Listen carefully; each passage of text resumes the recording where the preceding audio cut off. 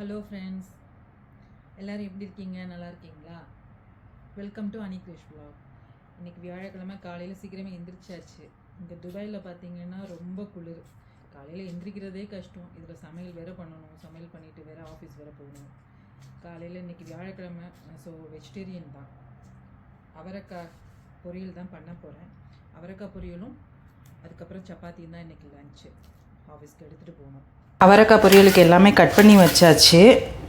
அடுத்து சரி கூடவே கத்திரிக்காய் தொக்கும் பண்ணிக்கலாம் அப்படின்னு சொல்லிட்டு ஒரு 2 கத்திரிக்காய் போட்டு இப்போ தொக்கு பண்ண போகிறேன்.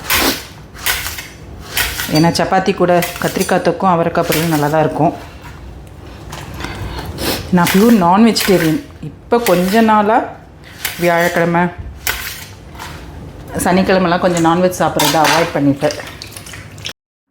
கொஞ்சம் ஆயில் ஊற்றி கடுகுளுந்தம் பருப்பு சோம்பு போட்டு பொரிஞ்ச உடனே பெரிய வெங்காயம் 2 கட் பண்ணி வச்சுருக்கிறேன் பொடிசாக. அதை போட்டு நல்லா வதக்கணும். வதங்கினதுக்கப்புறம் 2 தக்காளி கட் பண்ணி வச்சுருக்கேன். அதையும் போட்டு நல்லா வதக்கிட்டு கூடவே கொஞ்சம் சால்ட்டும், காஷ்மீரி மிளகாப்பொடி 1 spoon, ginger garlic paste 1/2 spoon, garam masala கொஞ்சம், அதுக்கப்புறம் வீட்டில் அரைச்ச மிளகாப்பொடி ஒரு 1/2 ஸ்பூனு, அதை போட்டு நல்லா வதக்கணும். வதங்கினதுக்கப்புறம் நீட்டு அறுத்து வச்சுருக்கோம் இல்லையா நம்ம கத்திரிக்காய், அதையும் போட்டு நல்லா வதக்கிட்டு கூடவே அது வேகிறதுக்கு கொஞ்சமாக தண்ணி ஊற்றணும். ஏன்னா இது நம்ம தொக்கு மாதிரி தான் பண்ண போகிறோம், அதனால் ரொம்ப தண்ணி ஊற்றக்கூடாது.